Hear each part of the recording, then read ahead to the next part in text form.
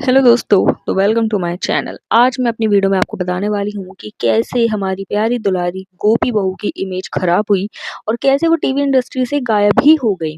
उनको रातों रात एक शो से निकाल दिया गया और कैसे वो एक स्कैंडल में भी पकड़ी गई थी। ये सारी बातें मैं आपको अपनी इस वीडियो में बताने वाली हूँ, तो मेरी वीडियो को लास्ट तक जरूर देखिएगा दोस्तों। तो देखिए दोस्तों, जो जिया मानिक है, इन्होंने छोटे मोटे रोल्स ना पहले मूवीज में किए हुए थे, लेकिन टीवी इंडस्ट्री में उनका जो डेब्यू हुआ था वो 2010 में हुआ था, जब उनको साथ निभाना साथिया में गोपी बहू का रोल मिला था। ये जो साथ निभाना साथिया वाला शो है ना, ये बहुत ज्यादा फेमस शो था उस टाइम पे। जिया मानिक ने वहाँ पे 2010 से लेकर 2012 तक काम किया था। तो देखिए, जैसे आज की डेट में अनुपमा घर घर में बहुत फेमस है ना, ऐसे उस टाइम पे गोपी बहू फेमस है।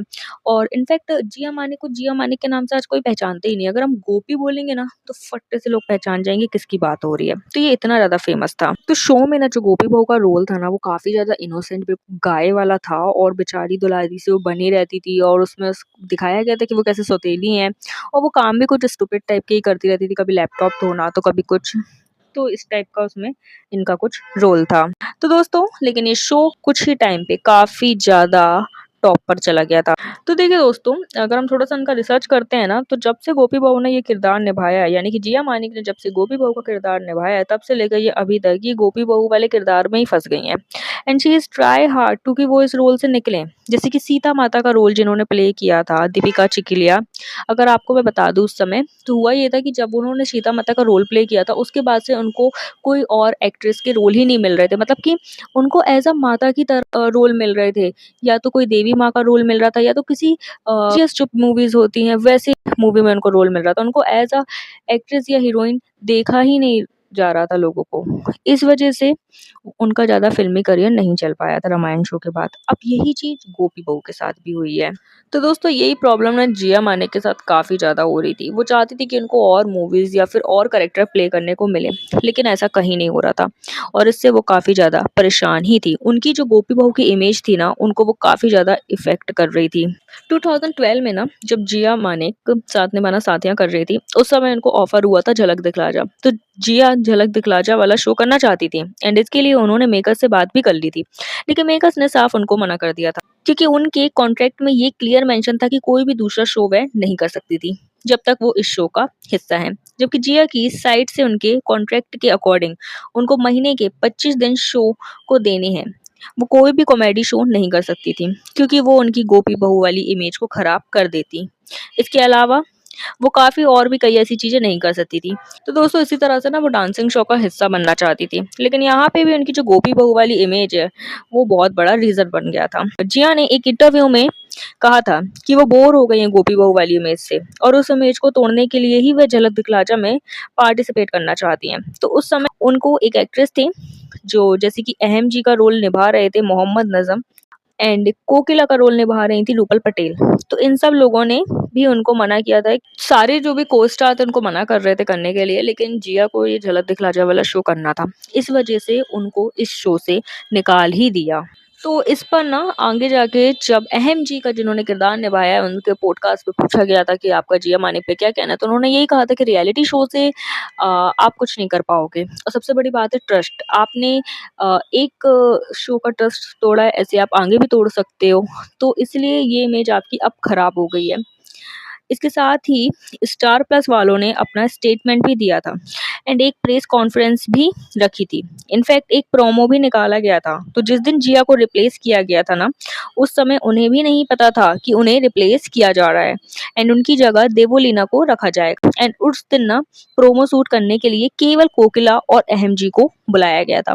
तो कोकिला और अहम जी को भी नहीं पता था कि जिया को रिप्लेस किया जा रहा है।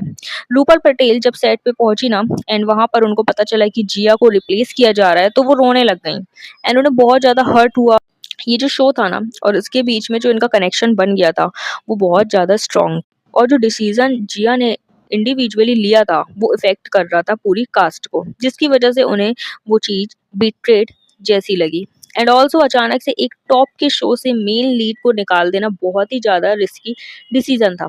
इसके बाद जब जिया का एग्जिट हो गया और देवोलीना वहां पे आ गई, तो अकॉर्डिंग टू रूपल, देवोलीना के लिए बहुत ज्यादा डिफिकल्ट था, क्योंकि वैसे अब देखा जाए तो गोपी बहू और जो उनकी कोकिला सासू माँ थी उनके बीच में काफ़ी अच्छी बॉन्डिंग थी। लेकिन इसके बाद जैसे ही रिप्लेस हुआ तो काफ़ी ज़्यादा उनको प्रॉब्लम आई उससे रिलेट करने में, उनको अपनाने में और इनफैक्ट सारे को-स्टार जो थे उन सबको काफ़ी ज़्यादा प्रॉब्लम आने लग गई थी।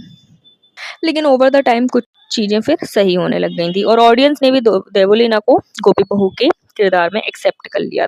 एट लास्ट ये शो काफ़ी ज़्यादा सक्सेसफुल रहा। फिर भी जिया की बात करें तो जिया झलक दिखलाजा में चली गई, लेकिन वो डिस्क्वालीफाई हो गई थी। देखिए, जैसे ही ना वहाँ से एग्ज़िट हुआ था साथ निभाना साथिया से, वहीं नवंबर में उनको जीनी और जूजू वाला शो मिल गया था। उन्होंने उसमें काम किया कुछ टाइम तक, इसके बाद वहाँ से भी उन्होंने एग्ज़िट ले लिया था। एग्ज़िट लेने का रीज़न क्या था वो तो अभी तक क्लियर नहीं है। इन केस अगर आप लोगों को पता है तो प्लीज़ कमेंट में बता दीजिएगा। इसके बाद उन्होंने कहीं पे छोटे-मोटे रोल्स किए, लेकिन 5 साल तक उनको कोई काम नहीं मिला।